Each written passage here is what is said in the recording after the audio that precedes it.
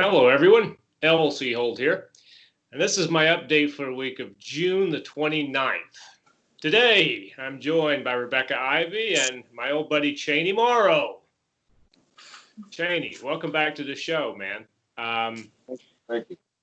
Today, we're going to be talking about the Evil Dead series, especially the films involving Mr. Bruce Campbell that was directed by Sam Raimi, the classic series. We might get in a little bit to the remake and the television show. We'll see how it goes. But first, let's kind of head off into this Evil Dead territory. Let's head into the world of the Deadites, shall we? So, goes back to really the late 70s. He had two childhood friends named Sam Raimi and Bruce Campbell. And they were making Super 8 films at a very early age. Most of them were comedies. Sam Raimi loved him some Three Stooges. So there was a lot of physical comedy and stuff like that, a lot of slapstick. But they decided at one point that they were going to try and make a horror film. And in order to make a feature film, Raimi thought that the best idea would be, hey, why don't we do like a proof of concept? Like a short version of the film, 30 minutes or something like that. And that way we could show that to investors, and they could go yay or nay on whether they want to put money in on it.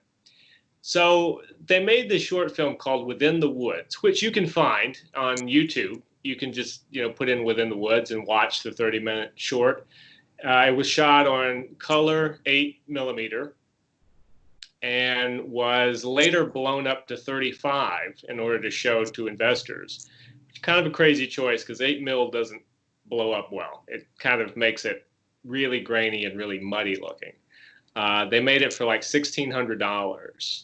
And it is essentially like the low budget version of the Evil Dead. I almost said The Walking Dead, which is totally different. It did have one of the actresses from the final film, Ellen Sandweiss, was in it, and she played Cheryl in the final film. But she played Bruce's girlfriend in Within the Woods, basically what would be the Linda character in the movie.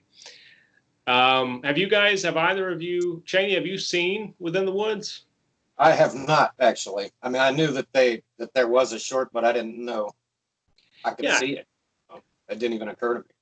Yeah, I think it's on some DVD extras, Blu-ray extras, but I know for a fact you can see like a really bad VHS rip of it on YouTube. I mean, it's worth checking out for fans of the series. It does not take place in a cabin. It's really kind of more like a farmhouse, and you could tell they didn't have money for lights because like all of it takes place in the daytime, which kind of maybe takes away some of the ambiance of what you will get in the final film. But you get the idea of kind of what they were going for. And you got to see a little bit of possessed Ash long before Evil Dead 2, because Bruce Campbell does get possessed in the film. He's not called Ash, though. He's called Bruce in the movie. But anyway, showing this to some of the investors, they showed it to one of Raimi's attorney friends, a guy named Phil Gillis. And Phil was not impressed with Within the Woods. But he did manage to give him some advice on how to get investors. And that's basically what Raimi and Campbell took as advice and went around to family, friends, business owners, and basically begged them. They were trying to get $100,000 to make The Evil Dead. They didn't really match that goal. They came in about $10,000 short, but they got about $90,000, which ain't too bad for a couple of bums from Detroit. But that's what they wound up with. And also, we have to remember, like, Raimi was 20 years old. I think he was 19 when he started this whole, like, search for investors and stuff. So pretty young guys. I think whenever I think of this, I always draw comparisons to my own experience, because when I started, I started out with Adam Wingard, and Adam was 19 when we made our first film, which was like The Evil Dead shot on 16mm, a movie called Homesick, which co-starred Bill Moseley and Tommy Tolles. So I can sort of relate a little bit to to, Raimi. Raimi was a really talented guy, as was Wingard. And we both made these movies on a $90,000 budget. I mean, Homesick was originally less, but then it eventually inflated to 90,000. I think was the eventual budget. Rob Tappert was another of their buddies.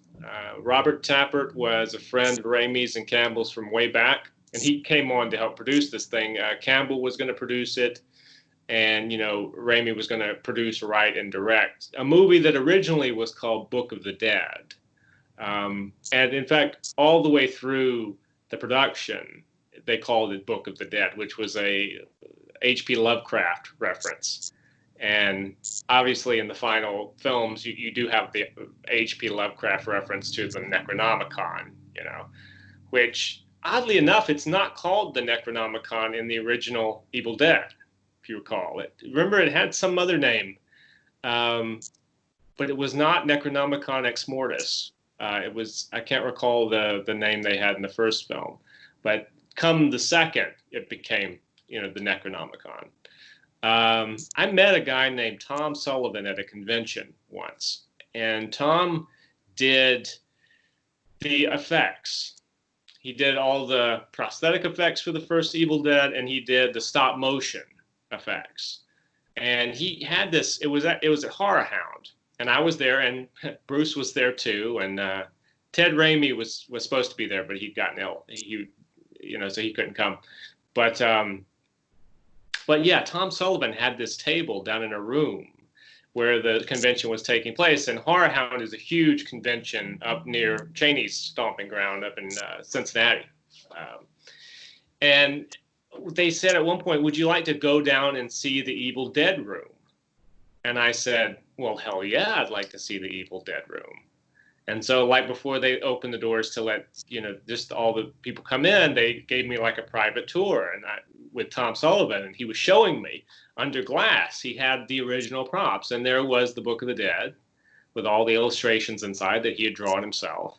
And there was the large dagger, from the first film, which is used a lot with a little skull handle, and a lot of just little trinkets and things. And apparently, Tom, he travels around to conventions with his Evil Dead stuff.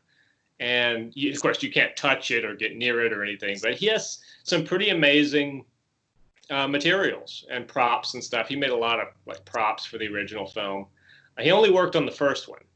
But if you ever go to a convention, either as a guest or as a paying visitor, you should definitely, if Tom Sullivan's there, see the Evil Dead room. Because if you're a fan, you're going to love kind of geeking out over all the cool stuff that he has from the first film. Now, the stop motion animation, I think, is really cool. I mean, that's the thing about the Evil Dead. Watching it as I did the other day, it comes across, I mean, it actually seems like a higher budget than what they had.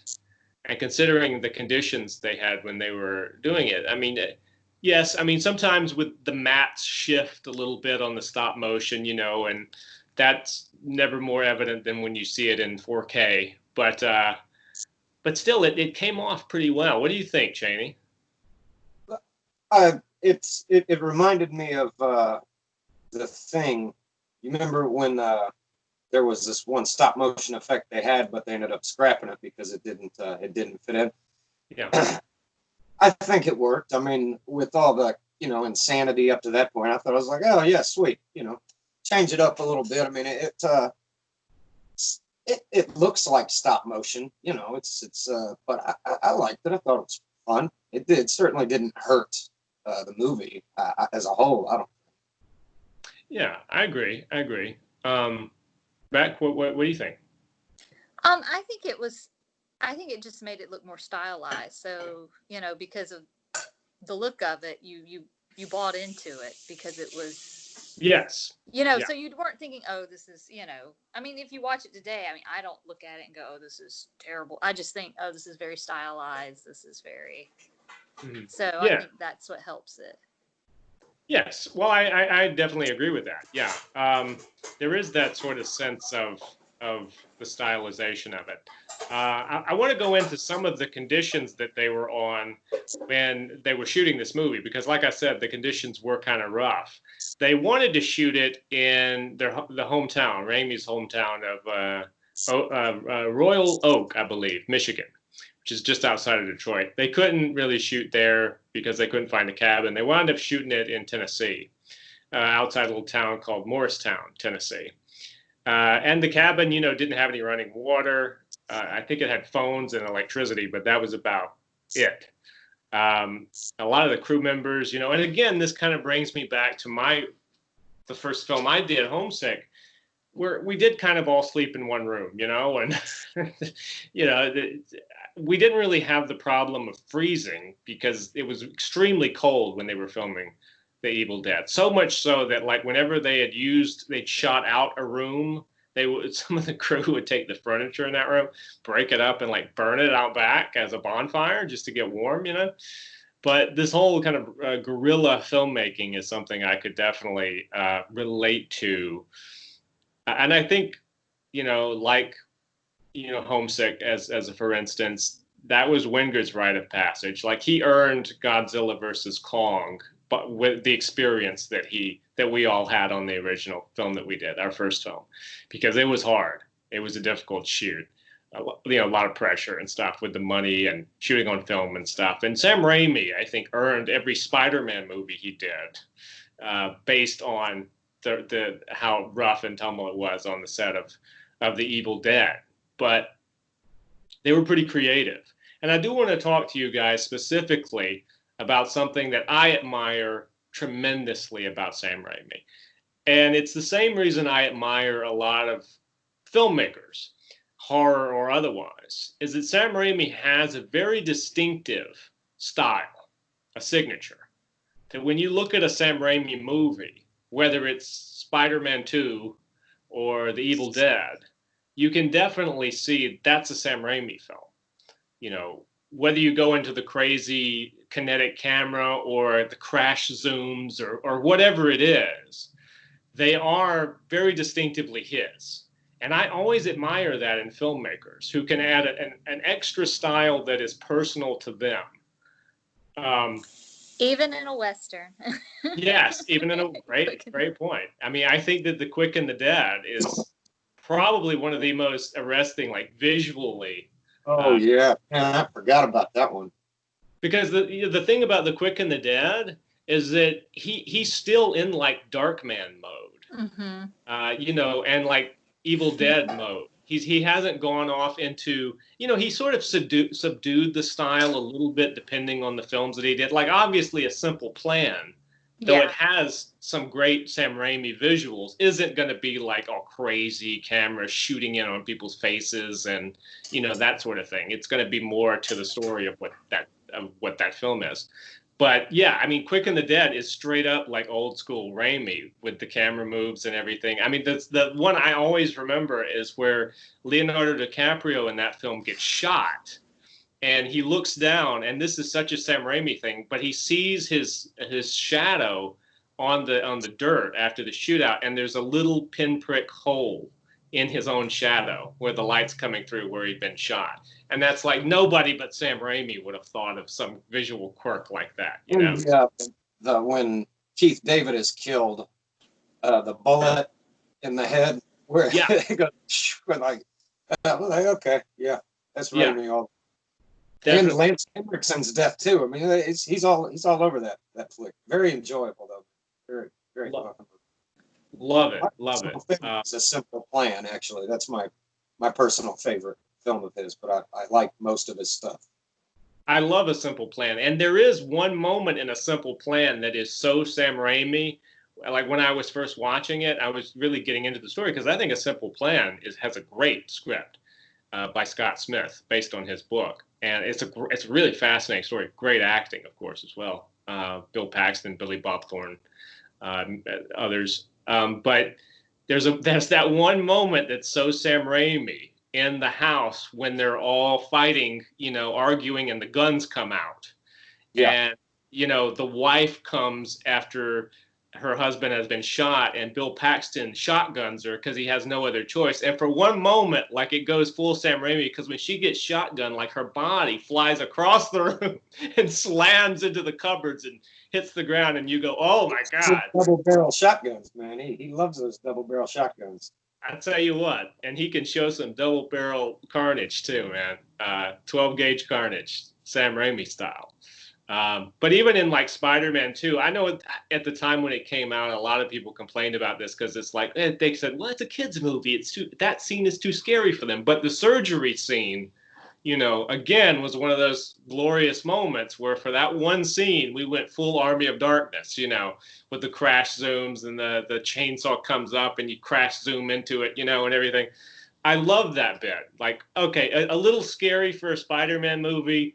Possibly. Okay, I'll give you that. But still, as a Sam Raimi fan, I loved it. I thought it was fantastic. But anyway, I want to get back to The Evil Dead because we wanted to talk about some of the creative ways that he got the visual style that he got in that movie. And they would come up with stuff like, the scenes where the unseen entity is kind of whirling through the forest and going over things. And everything. They didn't have a steady cam or anything like. They couldn't afford that shit.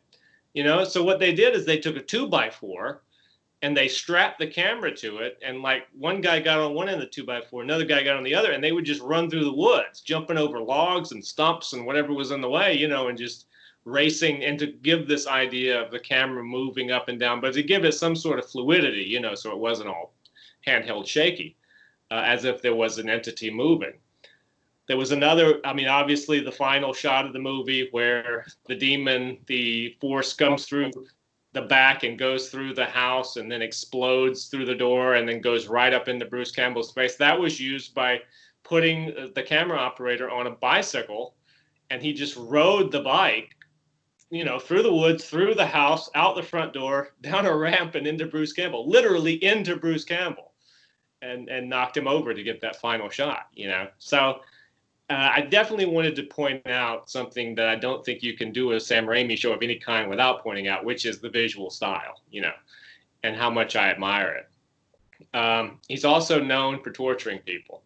Sam Raimi loves to torture Bruce Campbell and Tobey Maguire and just about any. If Sam Raimi can just poke you with a stick, he'll happily do it. I'm happy to hear about the Tobey Maguire part, but that's just me. But Tobey Maguire, he was your favorite Peter Parker, though. You have to admit. He's okay, yeah. Yeah? Yeah. I thought you were just going to be really upfront with that. I thought you really liked Tobey Maguire as Peter Parker. I do. But I like him a lot better than obviously the other ones that have come along since. That's my opinion. But yeah. I did see this first Spider-Man movie again probably a few weeks ago, and some of it's kind of corny, but no, overall I'm not a Tobey Maguire fan. That's probably the only movie of his that I'm like, okay, I'll watch this. I got you. Does that make sense? I didn't like the third one, obviously, but I liked the second one better than the first one, because the first one was kind of. I think we're going to have to do, and why we haven't yet, I don't know, but we're going to have to do a Spider-Man show. Yes. And we'll get into all this because I have actually a lot to say about all the Spider-Man, but to be honest, when they first announced Tobey Maguire, I was like, oh, that guy. And then I saw it, I was like, okay, he doesn't bother me,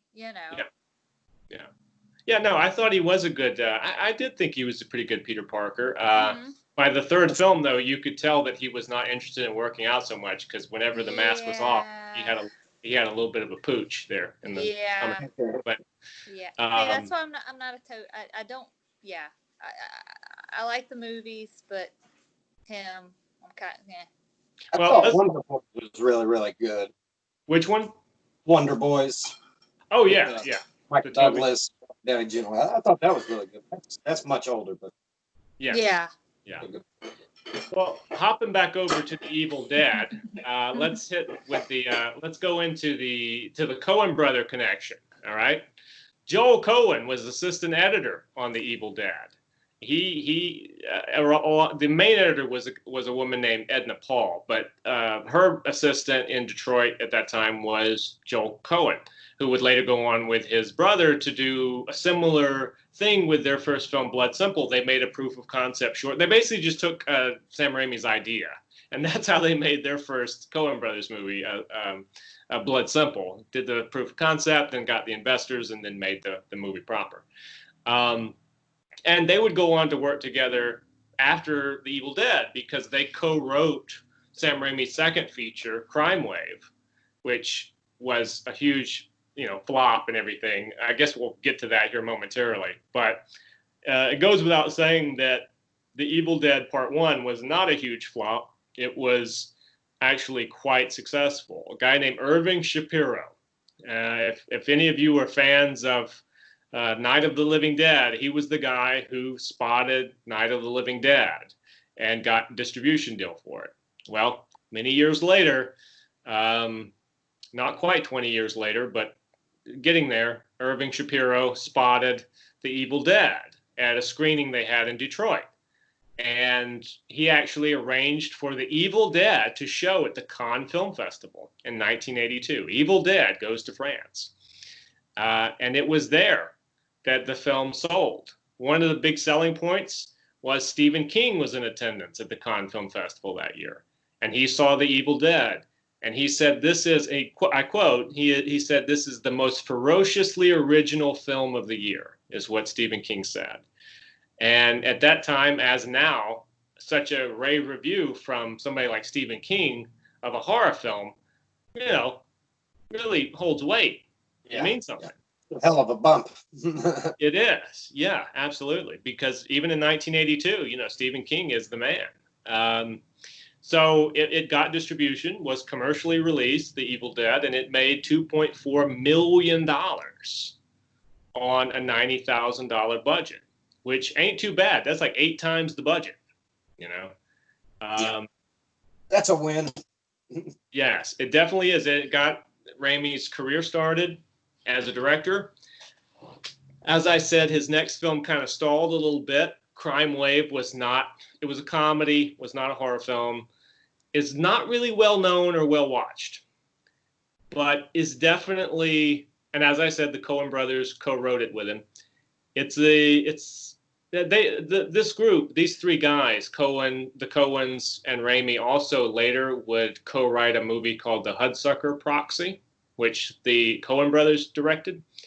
And Crime Wave had that kind of goofy, silly, kind of Marx Brothers style to it. Really surrealistic. Not my favorite Raimi movie. Okay, I'll be totally honest with you. Is that the one that I keep getting glimpses of it? I think maybe I saw it when I was very young. Is Brian James in that? I want to say yes. Yeah, the scene I remember from that. There's a scene in Crime Wave that I remember, and it's a visual gag scene where the guy runs through a door and then he just keeps running through doors and he's just barreling through it, like running. It's a really Wile E. Coyote kind of thing going on. And it's such a Sam Raimi deal, And the reason I say Hudsucker Proxy, not only because those 3 wrote that one as well, but it has that same sense of goofy sight gag. And, the Coens do that very well, too. I mean, the Ballad of Buster Scruggs has a lot of that sort of sight gag humor, which we could probably do a whole show on not only the Coen brothers, but the Ballad of Buster Scruggs as well, which is a very interesting film that has some really great segments and some really baffling segments in it. I would recommend it for those who want to jump on Netflix and watch something really goofy. But since we are doing an Evil Dead show, we're now going to move on to the Evil Dead 2, Dead by Dawn, which going back slightly to Within the Woods, one of the actors who was in that was also a writer, a guy named Scott Spiegel. And he and Raimi were buddies growing up. All these guys seem to be buddies growing up. And together they wrote a sequel to The Evil Dead called Dead by Dawn, which originally, in the original treatment, was going to have Ash go back to medieval times and fight the creatures, the evil force. This was deemed too expensive. So they decided not to do the medieval times idea. So instead what they did was they were like, well, I guess we could just put him back in the cabin. That's funny because when I was a kid, I mean, the first one I saw when I was a kid, because it was coming out about that time, was on VHS, was Army of Darkness. But I remember as a kid, I was always confused between part 1 and part 2. They like melded together. And because I remember when I saw it, I was kind of like, didn't I already, wait. And I just always kind of remembered that being younger. And then I got older and it kind of was like, oh, okay, they're two separate films. It's not one film that I thought that I saw all at once. And I mean, it's kind of interesting that you mentioned that. I mean, I could explain to some degree, I think, why that is. Originally, Evil Dead 2 was going to be a straight sequel. It was going to pick up. It was going to pick up where the first one left off, and then show what happened to Ash the next day, and primarily what happened the following night. So it would be like day 2 of Ash in the cabin, But there were some rights issues because there were producers on the first film, and they own the rights to the footage, everything pertaining to Evil Dead Part 1.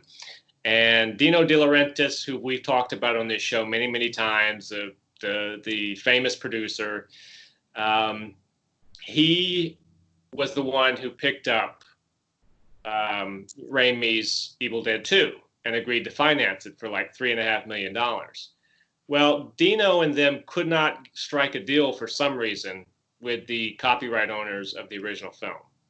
So in the script that Scott Spiegel and Raimi wrote for 2, they were going to do like a recap of the first film, and then it was just going to bleed into the rest of the movie would be what happened thereafter.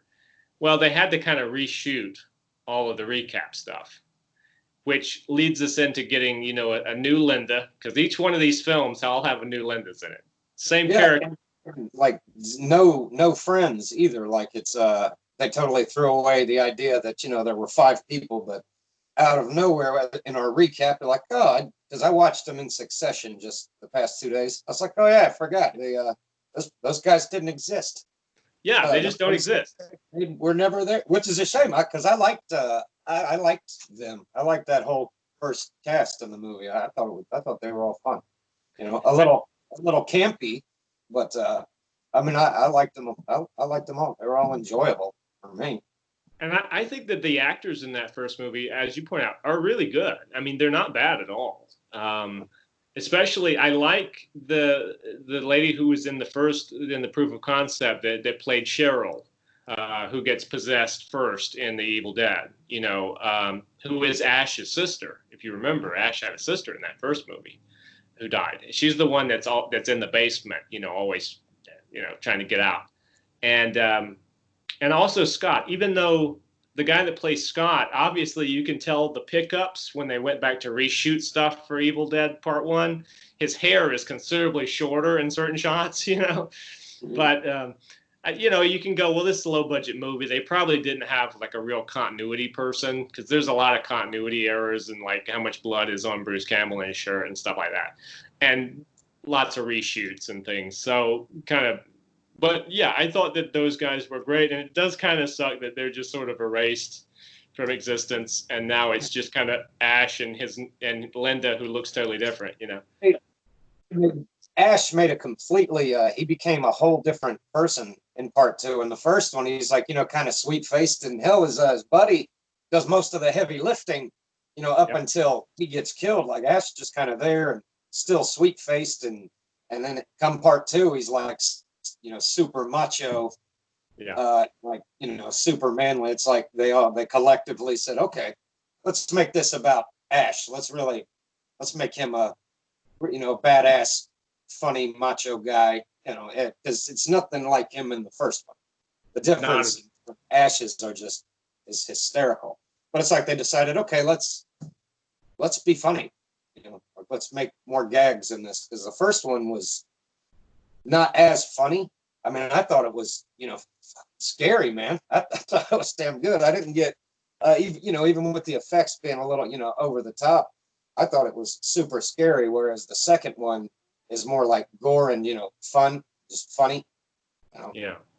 Yeah, no, I definitely, and that was a very conscious decision they made to go the humorous route. I know that my order in which I saw these films originally growing up was first I saw I saw Army of Darkness.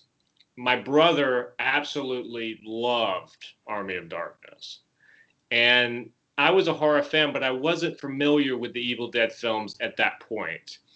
And then I became familiar with the second film. So I kind of saw them in reverse as a kid.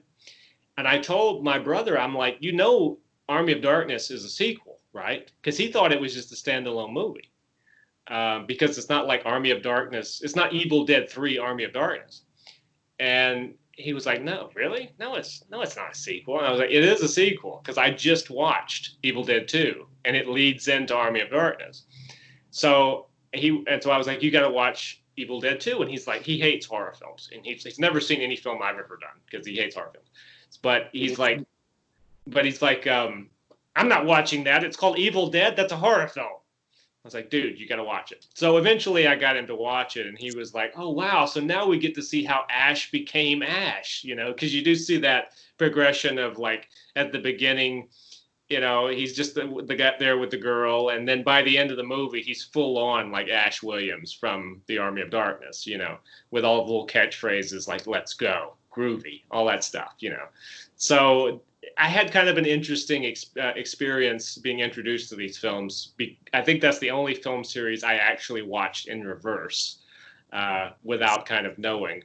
And then I remember I taped the first Evil Dead movie off television, which is like the worst way you can possibly watch it. I watched them the exact same way, because Army, like I said, it was out on VHS. I think my brother was watching it and I saw it with him, and then I saw the second one. And then, like I said, I saw the first one and I was confused because I was a kid and I was going, what? But yeah, I saw them the exact same way.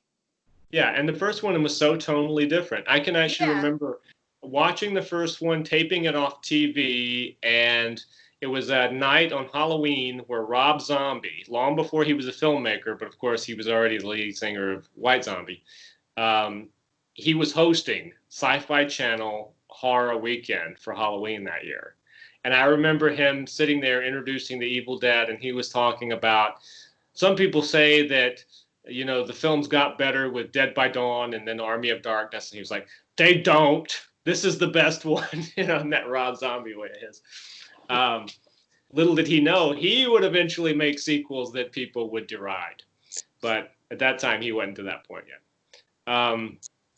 But anyway, I wanted to point out that this movie was written in a house full of extremely talented people.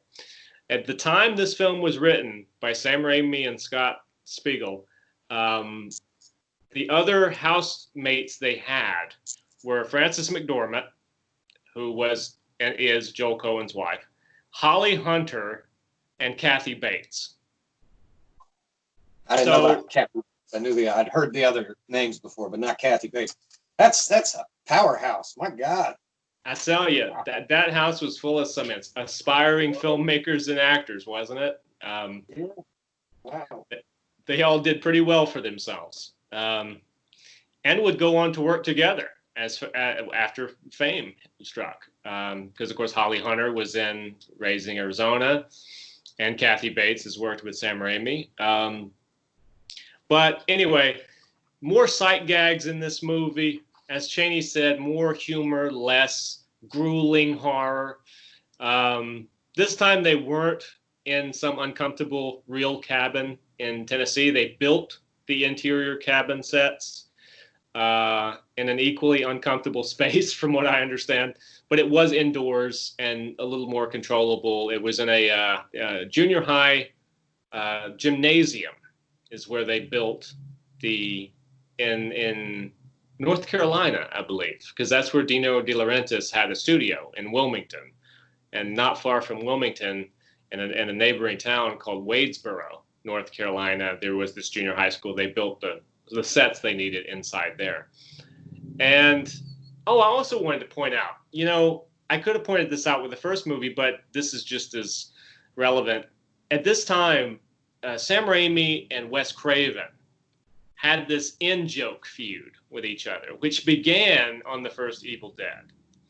And it's a friendly feud. It's not like, I hate you, bastard. It's more like Sam Raimi, if you remember in the basement in the Evil Dead, the first one, there's a torn poster of The Hills Have Eyes on the wall. And Wes Craven saw this and was like, okay, I think he's sending me a message. And so he sent Sam Raimi a message back in Nightmare on Elm Street, where, the scene Nancy is watching The Evil Dead on TV before she goes to bed, probably contributing to her nightmares. And then after that, Evil Dead 2 was made. And in Evil Dead 2, when Ash has Linda's head in the vice grip in the shed, and there's a scene where her blood he's chainsawing it, and there's a scene where her blood is splattering on the wall. If you look right above the door, Freddy Krueger's glove is hanging above the door in the shed. So they keep kind of going back and forth referencing each other's movies. Unfortunately, they didn't continue this for the rest of their career, because that would have been awesome. If Craven and Raimi just kept going back and forth with every movie. But this is the trilogy of films in which you'll see that in-joke feud in full glory. One of the reasons the glove is there is because the guy who was doing the effects, one of the guys, because Greg Nicotero was on this, Howard Berger, Kurtzman, the big boys that would eventually create K&B together, they hadn't quite yet. They worked on this, but their boss was Mark Sjostrom, who was doing Dream Warriors at the time. So they borrowed the actual glove from Nightmare on Elm Street 3, The Dream Warriors, and that's what's hanging in the shed in Evil Dead Part 2. So it is the actual Freddy glove. Now, this movie did not make as much money as the original. Pretty good for its budget. Like I said, it was like $3.5 million budget, but it went on to gross a little over, you could safely say about $11 million. So, that ain't a bad return, right? It was enough to justify a sequel, but not at first. First, Sam Raimi would go off and make a big studio movie over at Universal. And now I'm going to geek out for just a moment about a little movie that I absolutely love that I don't hear about enough, called Darkman. I am a huge Darkman fan. And I have to get you guys, I think I know Rebecca's opinion on this because we've talked about it many times. But Chaney, what are you thinking about Darkman, my brother? I love it. I was gonna when you mentioned that they'd all work together, so I was gonna throw in Darkman because McDormand's in that. And from what I understand, I think Joel Cohen did some like on-set or some rewrites or something to some degree, like helping out his buddy Sam. And I'm not sure if the working relationship between McDormand and Raimi was excellent or not. I think maybe I read that it was a little rocky. And that's a classic, man. Hell, there's one particular part of the movie that I rewind every time whenever I watch it because it makes me laugh so hard. And I don't think it's meant to be funny. I just think it's funny. He's trying to win the elephant. I know, yeah. That makes me laugh so hard. He bends the finger, and then the camera goes like all of their faces one at a time, and it's just like, well, cracks me up, man. Yeah, that is a great That's one of my favorite lines is when Liam Neeson is like, take it, take the fucking elephant. Oh, yeah. Darkman's great. Yeah, and it's a movie I watched at that time period. L.A. Law was on, and I was just so enamored that Benny from L.A. Law was the villain in at Larry Drake, the late Larry Drake. Sadly, he's not with us anymore, but he was a fantastic villain he was wonderful in Darkman. Go ahead, Rebecca. I know you want to say something about Darkman. No, it's a good movie. I really liked it. As a kid, I was it was fascinating that he could pronounce his P's and his B's beautifully, but he had no lips. That but his P's and his B's were just immaculate, considering he was lipless. But that was just me. And why would a small child watch this and think of that? I don't know. But I remember that's what I kept thinking when I was a kid. And that's what I remember watching it. I was just going, how does he say puh? Puh. Right. He doesn't have lips. But, it was, and when I saw it, it was very intense for a kid my age to be watching it. But that was back in the day when you had an older sibling. You got to watch that, RoboCop, and all these, Terminator, Predator, Total Recall, all these intense movies that I don't think parents would really let their kids watch stuff like that. I don't know. Totally different with them when I was a kid. Totally different. And all the you ones. had an action figure from it too. It's like, I just watched RoboCop just mutilate a bunch of people. I want the action figure. Yeah, and they weren't made. This is something a friend of mine and I talk about. The movies that were popular with kids back then weren't necessarily made. They were made for adults, but they were good movies, and the kids just was like, well, I want to be cool and watch this, cool movie. And well, I mean, that's something. RoboCop especially is a graphically violent movie. I mean, that is not a kid's. My brother rented that movie. I saw it when it came out on VHS. He rented it, and I remember sitting down, and my parents let me sit down and watch it. I have no clue why, but they're like, "Hey, you're fine, whatever." Well, I'll tell you, one of the great things about that era is that that's before the studios lost their balls. Yeah. And it was like when Paul Verhoeven just wanted to blow a dude's hand off, and you saw every bit of viscera imaginable fly out of the exploded hand, they were like, okay, that's cool. RoboCop.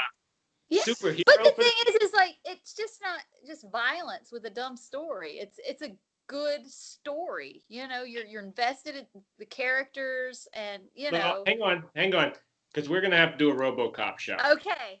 I know. And I'm just talking about movies back then in general, a lot of them. Now, sometimes the sequels, the studios would meddle and rush it out, and it was just, a lot of sequels. I'm not specifically saying RoboCop, but, a lot of sequels back then, they'd rush them. It's like, oh, money. Oh, let's tone it down because kids are interested. We sold some action figures. So, that would kind of over time. But a lot of movies back then, they had a lot, and same with the Evil Dead movies, a lot more artistic integrity. It was an artist wanting to tell a story, do it in their style. And that's why I think that they're still good and they hold up more so than a lot of the newer stuff, which is very, what's the word? It can be very sterile. Yes. Rather than, just this.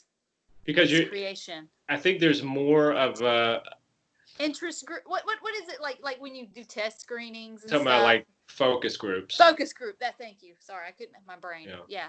Yeah. I mean, I think there's, and maybe because we all are connected so easily now through computers, through social media and stuff. Back then, you might have it. You would have test screenings. You would have focus groups, but you really wouldn't get like instant reviews on things. I mean. And I think now people are so frightened that their thing is not going to be received, or that it's going to be too abrasive for the mass market. But anyway, I mean, that's a whole thing unto itself. Yeah. I don't want to. I think it started with Batman Returns was the first big one that was. Yeah. Well, I don't want to. I don't want to shortchange. I don't want to shortchange Army of Darkness because that's okay. That's one of my favorites. But we'll definitely we'll definitely explore these subjects on another show. And I think I've got about 4 show ideas from this broadcast. So I want to thank you, Chaney, and I want to thank you, Rebecca. Thank you, Rebecca. And yes, you guys are giving great future material. Anyway, Army of Darkness. Bruce Campbell was not allowed to star in Darkman because he was not considered a big enough draw. So they got someone else who was actually at that time not really very well known, named Liam Neeson, to play the character. Bruce Campbell appears at the very end in a cameo in Darkman as the last sort of avatar that Darkman takes on.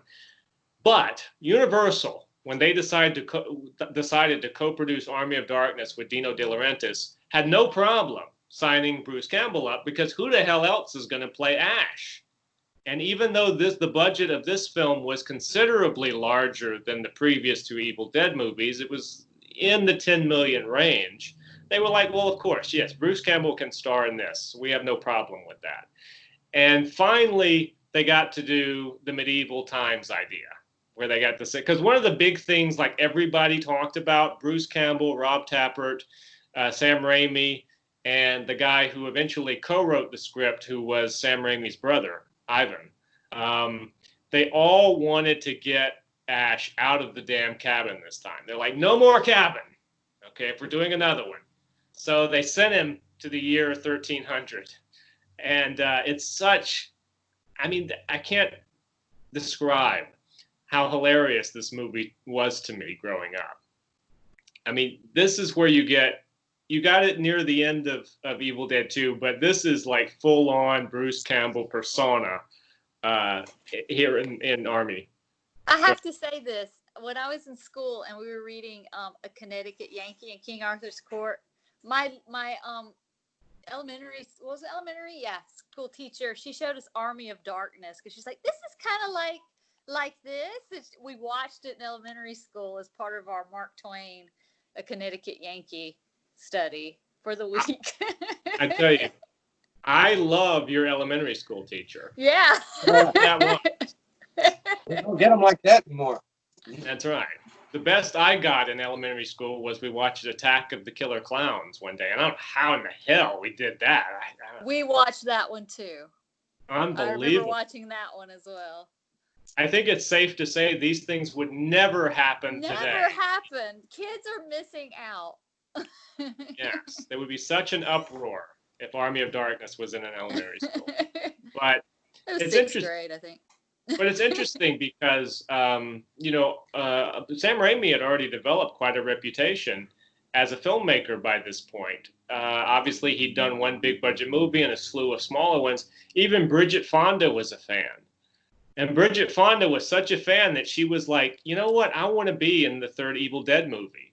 Can you just put me in there? And Sam was like, well, there's this one part, Linda, but she's only in like 2 scenes. And like Bridget Fonda was like, yes. And so for 2 random scenes, Bridget Fonda just appears as Linda in Army of Darkness. She has, that's actually why they added the S-Mart scene at the beginning at the end to put Bridget Fonda in there. Because originally the movie had a totally different ending, which, we'll get to. But the S-Mart stuff, even though it's, what you think of when you think of Ash and Army of Darkness is that he works at Shop Smart, Shop S-Mart, that was an afterthought based on the fact that they demanded that they change the ending of this movie. Very difficult to shoot it. They shot it out in the Mojave Desert in the summer in armor, medieval costumes, not fun. 100 days this shoot went on. Extremely long shoot. Pat Tallman was in it I don't know if we've talked about this, Chaney, but Rebecca and I are huge admirers of the 1990 version of Night of the Living Dead. Yes, Savini's? Yes. Yeah, oh yeah.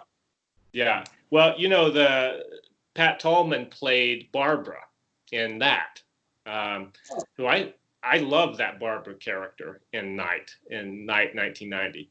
Well, she appears in Army of Darkness because in actual fact, she was both an actress and a stunt woman.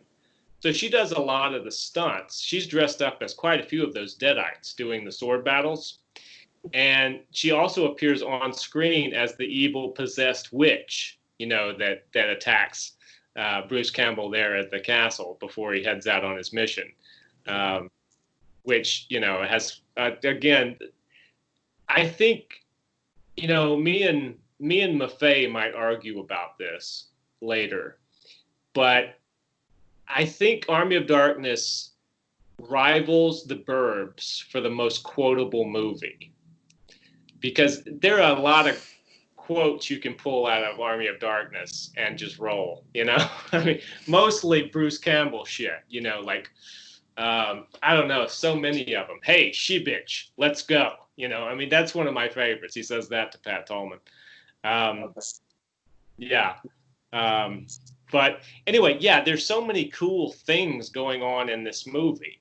I had a great thought in my mind and it went totally out. Don't you hate that when you're recording live? Beth Davies appeared. She was a very talented English actress, sort of studied English actress, Royal Shakespeare, and she is cast in this movie as, you know, the love interest. The medieval love interest after Bridget Fonda gets axed in the cabin.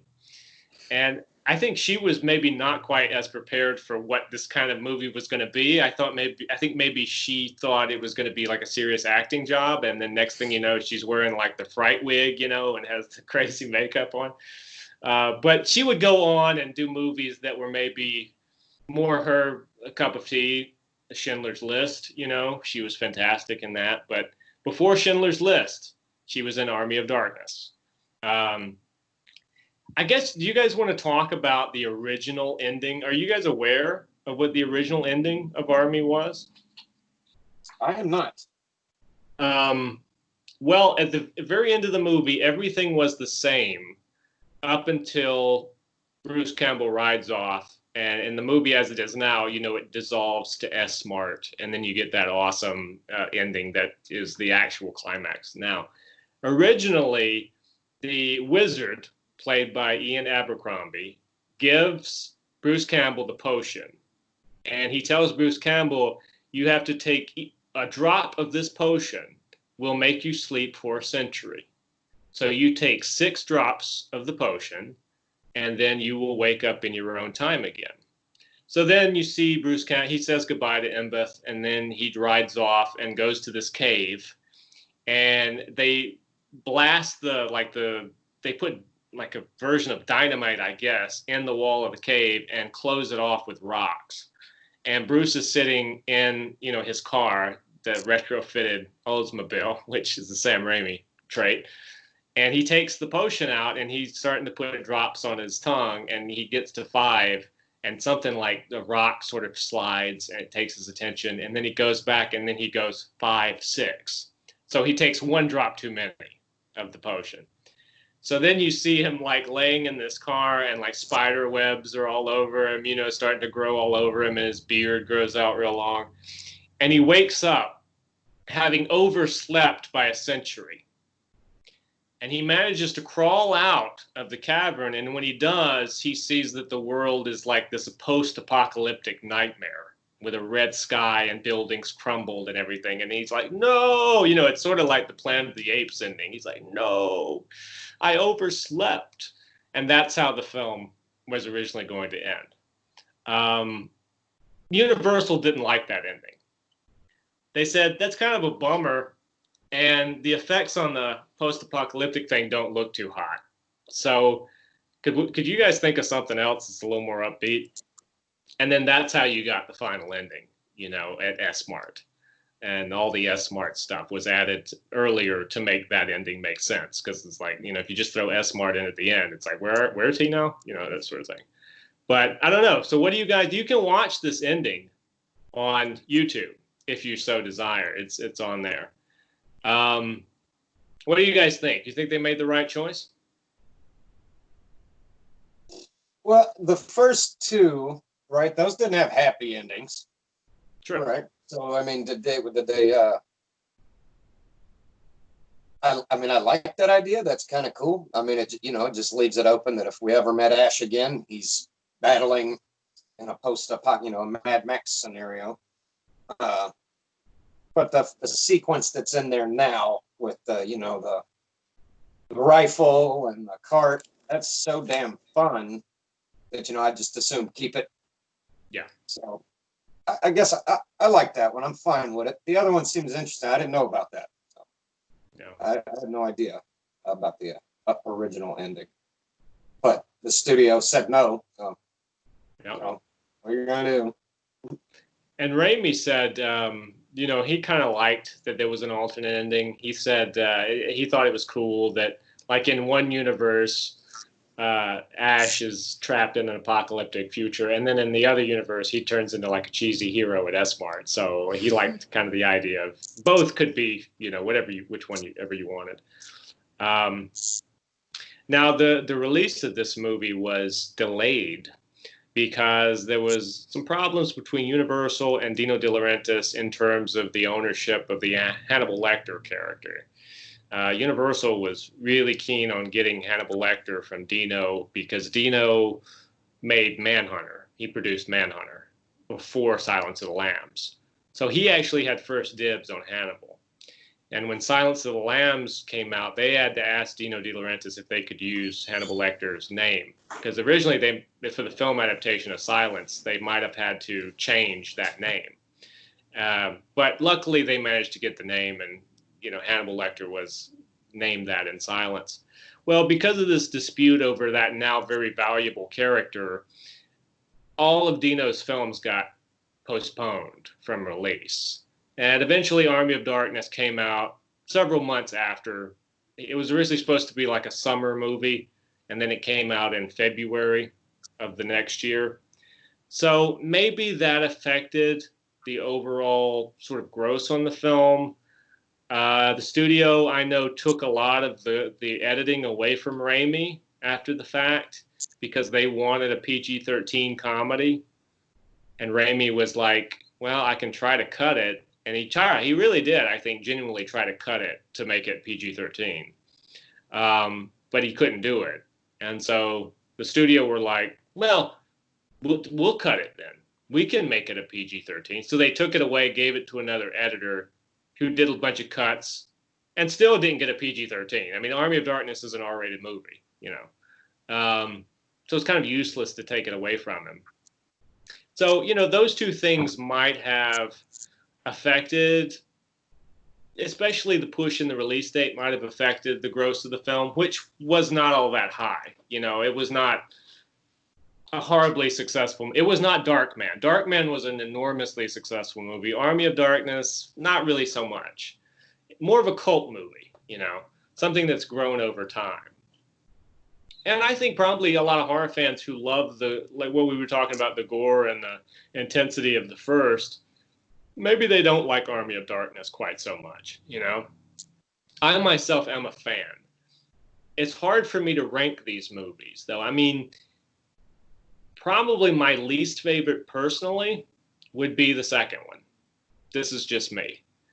I would probably say Evil Dead 1, Army, Evil Dead 2, Dead by Dawn would be sort of my ranking. But even at the bottom of that list, I still really like Evil Dead 2.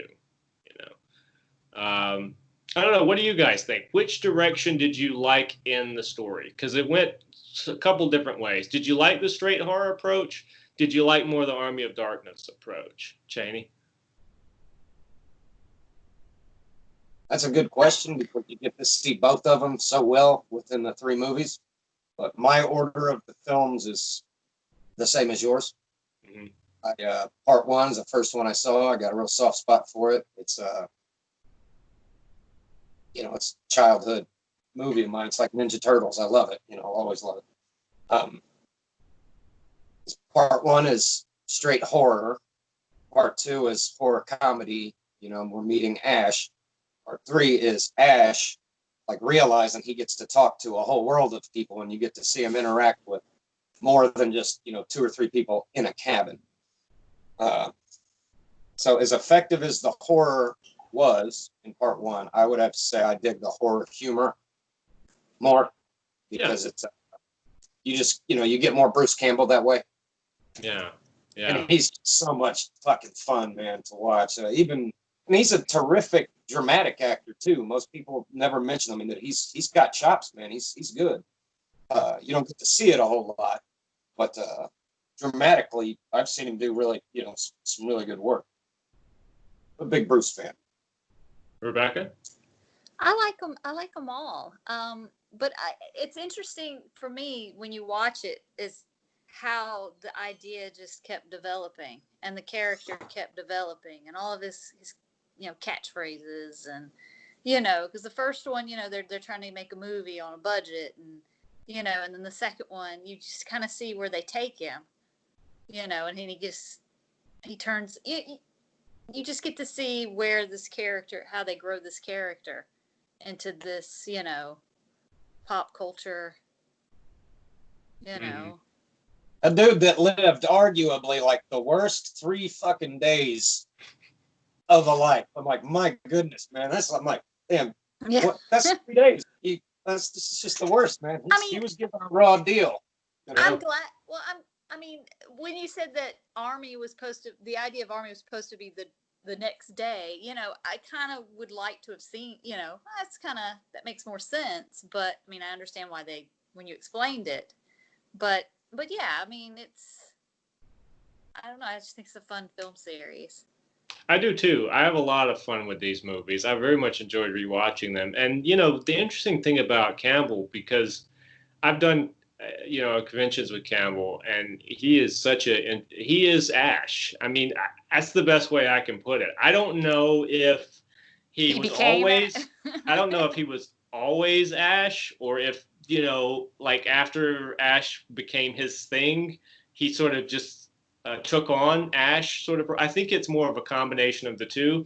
I think that when they were developing and writing, a lot of maybe Bruce Campbell came through more and more in that character. Because he's not unlike that in life. He's a very well-dressed man. He wears, one of the. Didn't you say it was like he was like a Rat Pack of horror movie? He has a sort of Sinatra thing going, because he's always very immaculate. And I'll tell you one or two Campbell stories from my personal experience. We were doing this convention, and it was the same convention I mentioned earlier at Horror Hound. And there's an actor whose name I won't mention, but he's on a very popular television show on FX. And he's sort of a friend of mine. And we went to this freight elevator, because that's how guests were getting around in the convention. And we were told that sometimes when Mr. Campbell gets on an elevator, he likes to ride it alone. Okay. So we went to this elevator and we're standing there, and then Bruce Campbell walks up, and he's dressed in this neon yellow jacket. This is all apropos to the story. You have to know, neon yellow jacket, black suit slacks, and neon yellow matching shoes. So the gate of this freight elevator opens, and Bruce and his handler are kind enough to allow me and my actor friend onto the elevator. So we're on the elevator and we're going down, and like I say, I won't give a name, but this actor friend of mine he's been in many, many movies. He's an older guy. He was in the 80s. He's been around for a minute, like a lot longer than I have. And when we get to our destination, my friend turns to Bruce Campbell and says, you kind of have kind of a bumblebee thing going today, because of the yellow and black. And Bruce Campbell turns to him and says very dryly, he says, "That's Mr. Bumblebee to you," and walks out of the elevator. And that's a quintessential Bruce Campbell moment. And I remember same convention, we got lost. Me and a group of people got lost in the backstage area, and there was these kitchens. And we were at this elevator, and we had to get up to an upper floor because there was this photo shoot, celebrity shoots we were trying to get to. We were supposed to pose with people, and time was past. So I'm standing there, and a different friend who will, like the other, remain unnamed, says to me, because my back is to the hall, he says, "Oh, here comes trouble in 5, 4, 3, 2." And I turn around, and there's Bruce Campbell. And Bruce Campbell goes, "Okay, wait a second, guys. The elevator's not working. I can solve this. Follow me."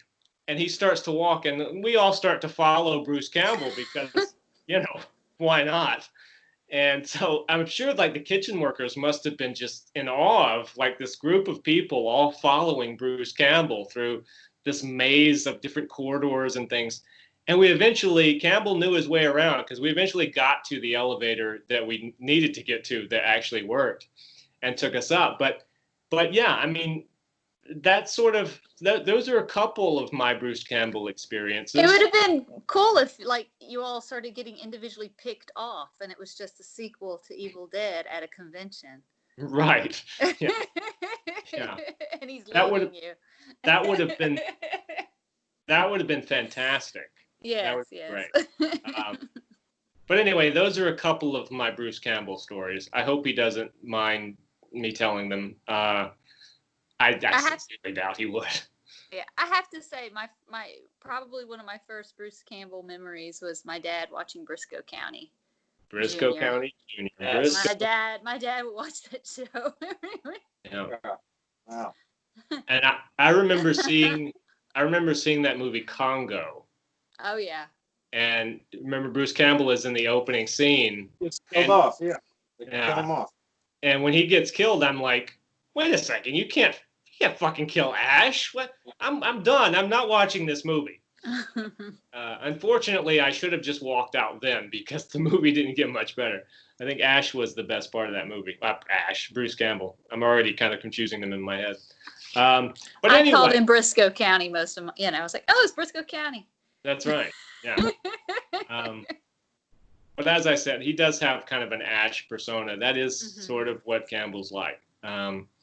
Anyway, that's our show for today. The Evil Dead. I want to thank you guys for joining me and having fun for the last hour and some change talking about these really fun movies. You know, they're a blast to talk about. Chaney, thank you, sir. Oh, you're welcome, man. Thanks for having me. And Rebecca, thank you. And I want to thank you guys for watching us, and I hope you enjoyed the show. And until next time, take care of yourselves.